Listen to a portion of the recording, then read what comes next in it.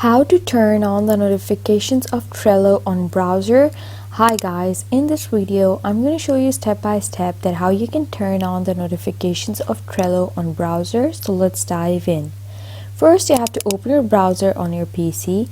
I'm using Chrome. You can use any browser that you like or have, and then you have to search for Trello on your browser and press enter.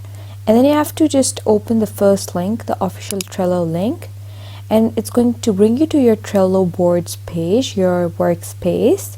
And now you simply have to just move to this top right corner and press your profile icon. And once you do so, it's going to give you this drop down menu. On this drop down menu, you'll have many options, and under the Trello options you have to choose settings. Click settings and it's going to open the settings for you. And now you have to just choose the settings option over here, and then you have to scroll through until you find the option that says allow desktop notifications. And once you see this option, you simply have to turn it on by clicking it. You simply have to allow desktop notifications, and then it's going to give you this pop-up that says get notification, and you have to click allow.